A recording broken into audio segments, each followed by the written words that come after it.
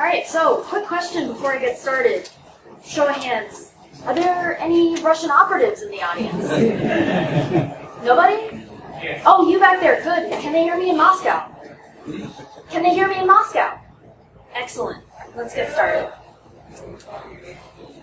So before I dive in, I wanted to tell you a little bit about myself so you understand where I'm coming at this problem from. My name is Megan Kime. I'm an InfoSec analyst and Russian language nerd.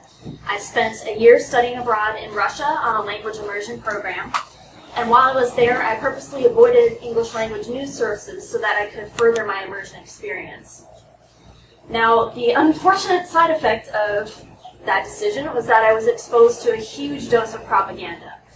So, while I was in Russia, Russia annexed the Ukrainian region of Crimea, and also began military operations in eastern Ukraine. And at the same time, there was really sharp intensification in information operations. So I wanted to talk to you about all the lessons that came from all of that while I was over there. So first, let me start with some of the fundamental characteristics of Russian information operations and why they're so effective. Russian info ops often takes a grain of truth out of its original context and creates a new false narrative around that small grain of truth. For example, the activities of current and far-right fringe groups in Ukraine have been used to paint all Ukrainians as fascists. This creates a siege mentality for most Russians and greatly lessens the likelihood that they will question the Russian government's actions. More often than not, the intent of Russian info ops is to create expedient narratives and even new realities. One of the most prominent of these themes is, "We're no worse than the West." This is a line that I heard played out over and over again to the point where I became numb to it.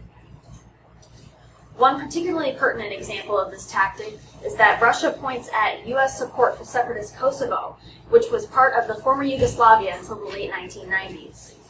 Now, Russia uses this as evidence of hypocrisy, saying that since the U.S. supported separatist Kosovo, it should also support what Russia calls Crimean self-determination. Another common strategy is co-opting fringe groups to further push misleading information. For example, thousands of far-right Russian nationalists have volunteered to fight in the ongoing conflict in eastern Ukraine. Now, these volunteer fighters refer to the militants in eastern Ukraine as separatists, or brothers, and they refer to their enemies, the Ukrainian army and government, as fascists. So this demonstrates wholesale adoption and rebroadcast of the Russian state's carefully crafted terminology. In reality, Russia stoked the flames of this supposed separatist movement and has propped it up for years with military and other forms of support. Let's take a step back for a minute so we can better understand what is going on here. Russian information operations can be thought of as large-scale social engineering. Traditional social engineers abuse social and behavioral norms for personal gain. But in the case of Russian information operations, the attackers abuse societal norms for national gain. So how does this work in practice? It's very important to keep in mind that Russian info ops do not refute, rather they subvert and erode Western liberal values. For example, transparency as a value has served as a vector for large-scale social engineering. Specifically, transparency was subverted in the use of WikiLeaks as a front for dumping stolen information and pushing narratives expedient to the Russian government. You can see that Mr. Assange has been a guest on the network RT, which is one of the biggest mouthpieces of Russian information operations. So let's take a closer look at RT. It's the international arm of Russia's propaganda apparatus, and its tactics are a great illustration of large-scale social engineering.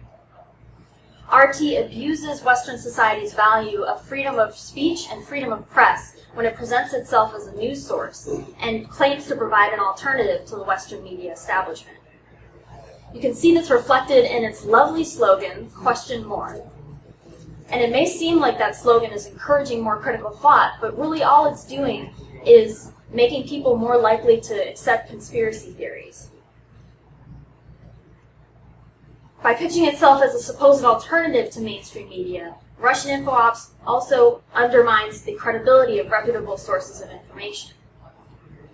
Russian info ops both exploit and feed into growing disagreement on what constitutes a credible source of truth and whether or not objective fact is really valuable at all. I happen to think that it is still valuable, but apparently there's some people disagree with me. As is the case with the most effective social engineering campaigns, Russian information operations are tailored to their targets based on reconnaissance. It's important to keep in mind that Russian society generally knows a lot more about American society than vice versa, so this makes us particularly vulnerable. The annexation of the Ukrainian peninsula of Crimea perfectly illustrates Russian information operations at work. The annexation of Crimea is one of the first and best examples of Russian military and information operations being completely integrated. The invasion started when Russian soldiers without insignias on their uniforms infiltrated the peninsula and took control of government offices, military bases, and communications infrastructure. At the same time, Russia's info ops pushed the claim that these, quote, little green men, or, quote, polite people, were militiamen and not the members of the Russian military that they were in fact. Russian forces were deliberately referred to in this way to make the situation seem less threatening and less urgent. It also made the operation seem more like support to local residents' desire for self-determination. Now, this picture is a real photograph taken at the time of the invasion of Crimea, and you can see that it perfectly illustrates the narrative of the little green men. You can see that a soldier without insignia on his uniform is helpfully handing a cat back to a little boy, and he's armed to the teeth, but, never mind him. He's a polite person. He's not going to harm you. I personally experienced the insidious effects of Russian info ops through a steady diet of Russian-controlled state TV. Now, the coverage on these outlets described the annexation as a, quote, historic reunion, or a, quote, return to Russia. This language was specifically crafted to appeal to domestic audiences and capitalize on common culture and shared Soviet history. Crimea was one of the most popular vacation destinations in the USSR, and it was also home to a key Soviet Navy port. I included this map to show you how close the invaded regions are to Russia, both geographically and linguistically. Now, the darkest red regions, including Crimea in the south and Donetsk in the east, are areas where 75% or more of local residents are native Russian speakers. After the infiltration was complete, state propaganda outlets, both RT and domestic ones, trumpeted the overwhelming and falsified results of the Russian-organized referendum in Crimea. The results showed that over 95% of voters supported reunification with Russia. This was a direct subversion of Western values. As people who value the freedom to determine the nature of one's own government, we were primed to think that because the results were supposedly overwhelming, we should respect these people's desire for self-determination.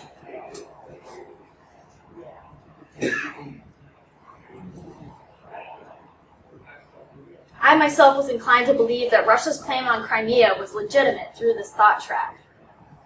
In reality, the referendum was a rigged justification for a foregone conclusion. The entire purpose of the vote was to legitimize the seizure of territory, despite egregious falsifications like turnout figures as high as 123% in some areas. Now, this picture is also a real photograph taken at the time of the referendum in Crimea. The translation of the words at the top is, "On March 16th, we choose." And you can see that the choice being presented here is very, very stark. Basically, voters were either supposed to choose fascism or Russia. So this was a very biased pre-vote environment. So how did I dig myself out of this thought trap? It's all about different ways of thinking. When you're immersed in a culture for long enough, you start to adopt a lot of habits, including mental ones. For me, returning to my home perspective was key. And this happened when I learned about the Budapest Memorandum in a respected right-wing newspaper. The Budapest Memorandum is a 1994 treaty signed by Ukraine, Russia, the US, and the UK. Under this treaty, Ukraine agreed to give up its nuclear arsenal that it had inherited from the USSR, and in return, Russia agreed to respect Ukraine's sovereignty, independence, and territorial integrity. When I learned this, I realized that the information operations, much like a successful social engineer would do on a smaller scale, had tricked me into not questioning the narratives I was hearing by abusing the value that I assigned to democratic rights. This led to my initial failure to recognize the false narrative as an effort to undermine the international community's response and as a cover for breaking international law. The frame of reference of international law triggered a mental return to my home culture, causing more critical thinking to kick in and allowing me to understand what had actually happened. I've hinted at them already, but I want to talk a little bit about some of the targets of Russia's social engineering. The first set of targets are foreign policymakers, specifically those leading Western states.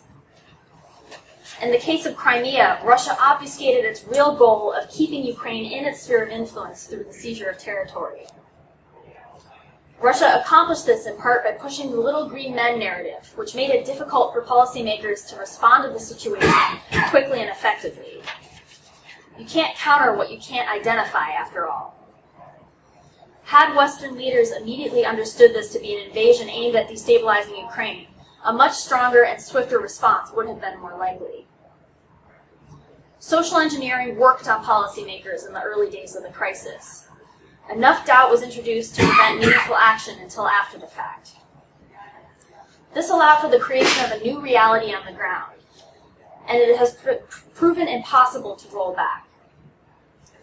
The invasion has been accepted as de facto reality with very few consequences to Russia. Besides, of course, economic sanctions, but the will to maintain those sanctions has waxed and waned.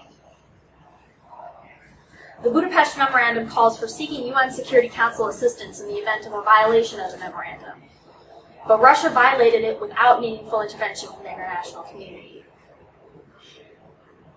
Despite the fact that Russian parliament authorized Putin to use force in Ukraine on March 1st, 2014, the UN Security Council only attempted to pass a resolution on Crimea the day before the Reagan referendum was held on March 16th.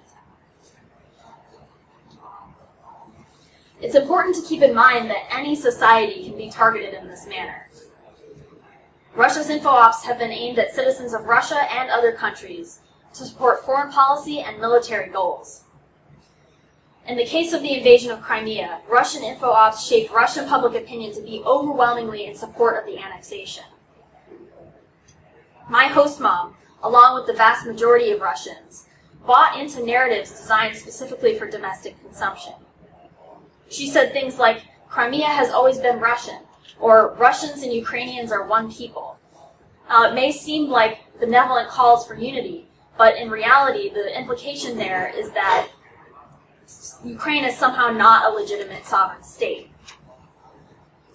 State-run coverage of Crimea was also highly emotionally charged, or it used the technique of strong affect in social engineering speak. Most prominent among these strong affect techniques was the line that Ukrainians are fascists. Russia's visceral memory of World War II means this stoked strong fears, a siege mentality, and invoked a moral cause to save Russian-speaking brethren from non-existent victimization. This and other narratives also abused Russians' value of collectivism.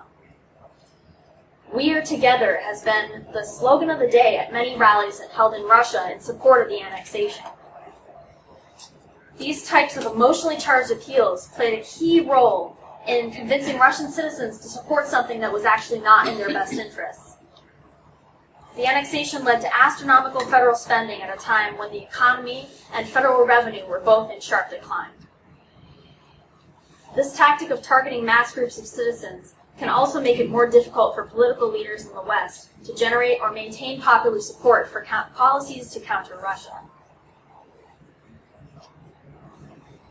Now that we have a better understanding of the problem, I want to talk a little bit about some of the mitigation strategies that have been used to counter Russian disinformation.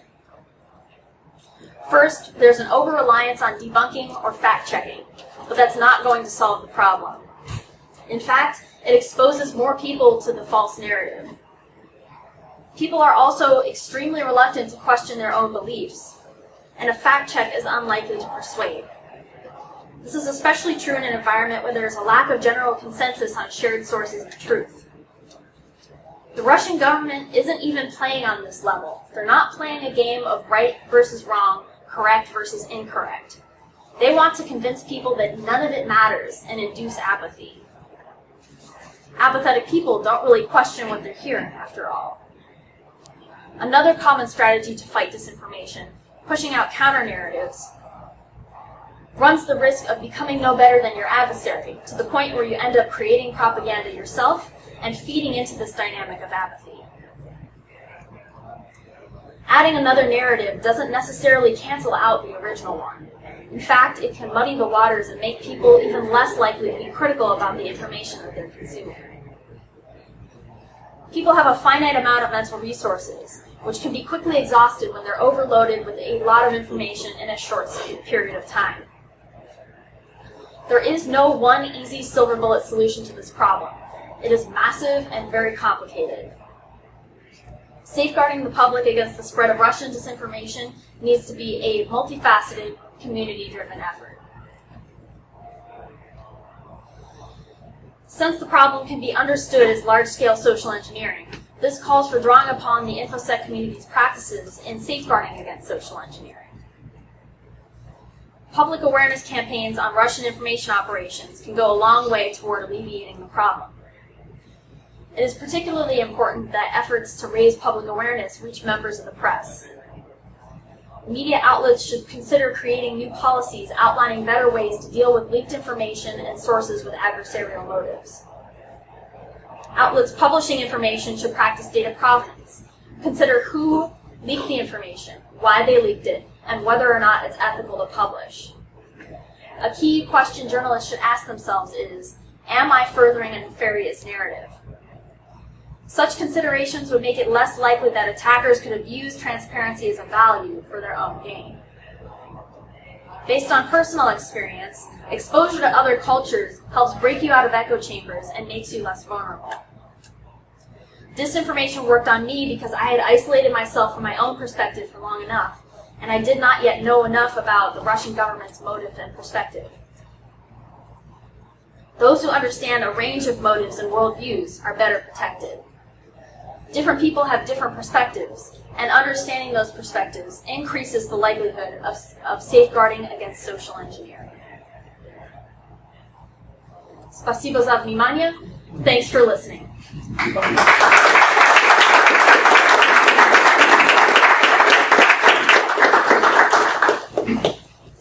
So, quick caveat before we get into questions. I'm not here to talk politics, so if you have a question of a political nature, I'd ask that you hold it until after the presentation, and I'd be happy to talk to you on a one-on-one basis. Thanks again, and I'd be happy to answer your questions. Yes? As we've seen with multiple things like the DNC hacking, the operation of bots within social media, it's not just the Russian government, but also Russian crime organizations that work hand-in-hand with the government.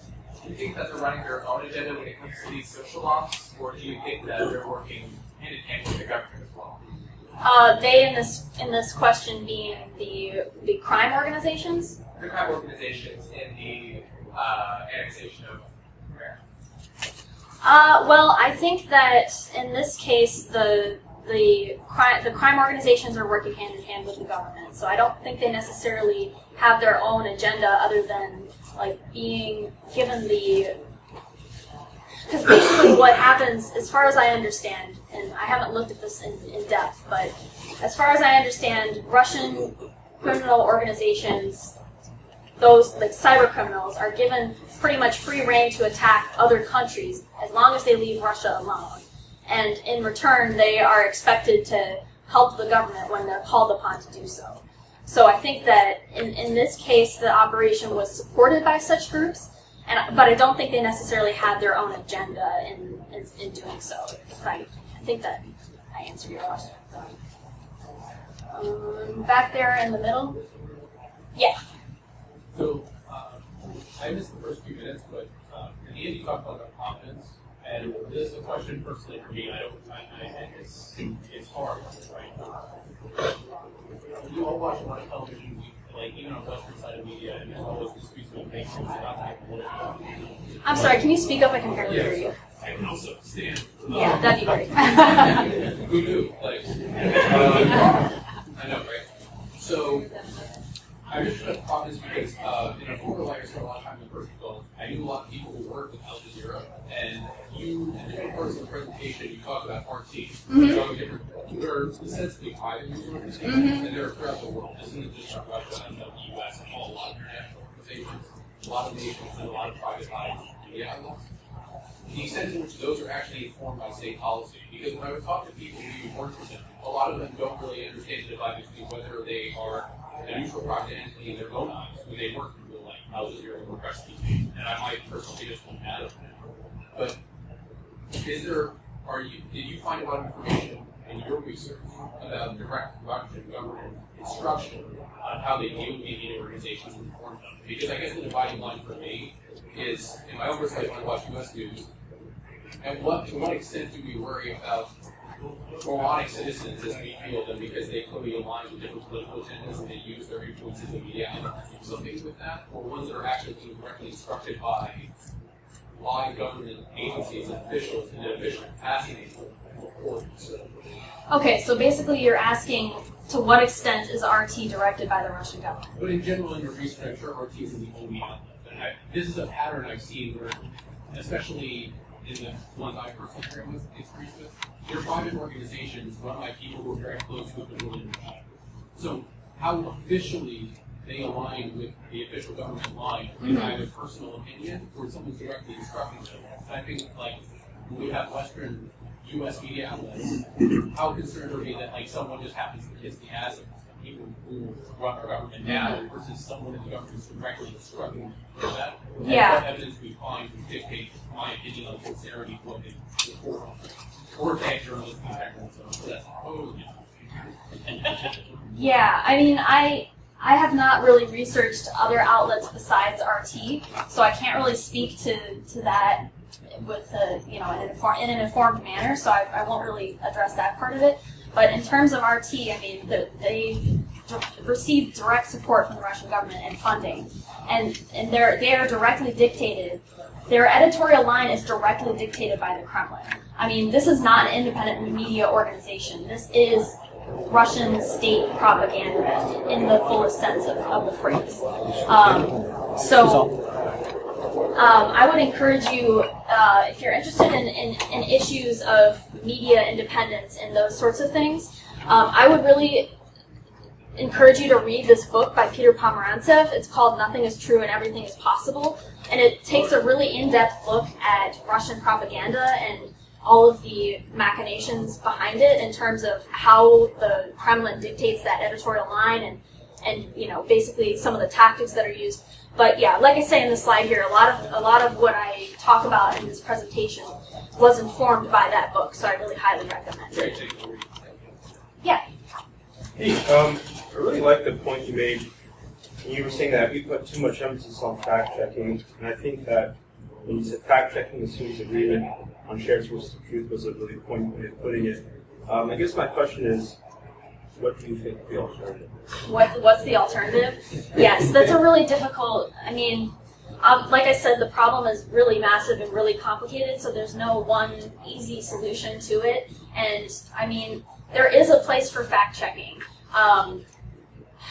It's just that I feel there's a lot of outlets in the West that focus almost exclusively on fact-checking, and that's not a good way to deal with it because, again, it just spreads the false information around more. Like, for example, the European Union has something called Disinformation Review. It's a newsletter that they put out, and it's almost exclusively fact-checking various claims in the Russian media. And it's like, well, okay, I didn't even know that narrative existed until you pointed it out to me and told me that they're telling this blatant lie.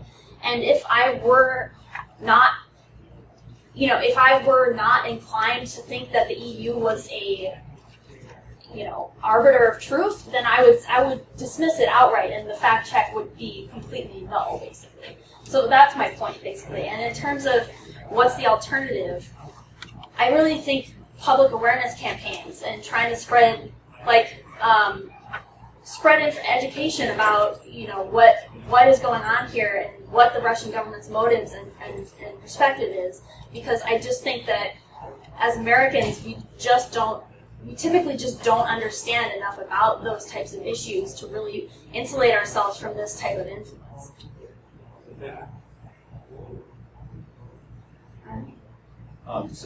I think you sort of asked us to draw an analogy from the InfoSec community with social engineering to Russian propaganda or information operations. And so I want to draw an analogy back from the building awareness slide you had. And that seems like the way that we do phishing education, right? Which to me seems to have had very limited effectiveness for our customers. So I wonder if the building awareness stuff will also have limited effectiveness. And to me, the most effective stuff for phishing has been the technological innovations like DKIM, email signing or SSL, SSL email transfers. And I just don't know sort of what technological aspects we can apply to this problem, the Russian IO problem. Yeah. And I guess it's more of a question for the community is, are there more analogies you can draw from InfoSec beyond this? I think you make a great point. I think there is definitely more that can be done on the technological front. I mean, I'm definitely not the person to suggest those types of solutions. It's not my background and not my area of expertise. But I think that there's a lot more that could be done to fight bots on social media, for example, to put measures in place to better prevent the types of abuse we saw from the Russian government on Facebook, for example. There's more that can be done, and I think that social media companies are reticent to try new solutions and to try to innovate in this area. And I mean, Facebook in particular has seemed to say that, oh, our ads weren't effective, but at the same time, like that's their whole business model is advertising. So obviously their ads are effective at influencing behavior, but at the same time they're claiming that it's not effective. And I think that they have a lot more responsibility than they've taken in terms of trying to make sure that their system isn't abused for ill purposes, really. So yes, short answer is yes, I do believe that there are more technological solutions out there that need more exploration. Yeah? So what are your suggestions really at a local and a personal level? You got a crazy cousin. Oh, yeah. Bob is crazy because Bob's source of news is the Facebook. And so how do you suggest engaging in not a counter narrative, but just subtle steps to help Bob or Pat get over their Facebook feed? That is a great question. I think it's about having one-on-one conversations, really, and trying to approach that person from a standpoint of empathy. And because every single person has their own biases and their own preferences in terms of where they get their information. And if, maybe you happen to like, I don't know, MSNBC or something like that, but your uncle likes Fox News. You have to understand that there are reasons why people turn to these particular sources, and have, just not starting the conversation from a point of view of, oh, you're absolutely 100% wrong, like you should never turn to Fox News, that sort of thing. Because then the person will just shut down and not have any regard for anything that you say further, really. They'll just, dig in their heels, and that'll be the end of the conversation, basically. I don't know if that answers your question. That's a really, really tough one. It's hard, right? Yeah. Yeah, way in the back. You mentioned RT seems to be more of a targeting external audience, external professionals. Can you talk at all on how any of those kind of internal channels you cross internally? whether obviously pre-90s or they were state controlled. Can you talk at all a little bit on the internal and national changes in Russia? Yeah, absolutely. So the propaganda inside of Russia is just as strong. There are several state-controlled TV news channels that are trumpeting the Kremlin line 24/7. So, and that was one of the reasons. I mean, a lot of what I told you about the narratives of the little green men and the polite people and the historic reunion and the return to Russia, all of that. All of those narratives came from the state-controlled domestic TV programs. So that gives you a sense of just how insidious the propaganda on those outlets really is. Yeah. Just wondering, from like the perspective of consolidation of like news media, things like that, like sort of how we're seeing now in the United States of like Sinclair Broadcasting and Disney Fox, if there's sort of like a parallel, I guess, on like the Russian side, and if that is something that is having an effect on sort of the propaganda machine, things of that nature. Yeah, I think that you hit on something that really concerns me. In our U.S. media environment, like you said, there is a lot of consolidation going on now, especially with local TV news being bought up by Sinclair, like you said, which has a very specific editorial line that they've been given. And they have specific programming that they absolutely have to run. And all of those things are messages that people don't necessarily understand where those messages are coming from, because they're watching what they think is local TV, but what they're really watching is a dictated editorial line. So that phenomenon is very, very concerning to me, because to me, yes, you hit on it. It actually parallels what happened in the 1990s with Russian TV and independent media in general became completely swallowed by this propaganda apparatus. And that's something that is just really has insidious effects, as I've, again, personally experienced. Sure. So I hate to stick to our script, too, and it's not propaganda, I swear, but we got another class right I do have a coin to present to you as a speaker. Thank you. And hopefully everybody had a good time. But yeah, there's a whole class outside, so hit the floor.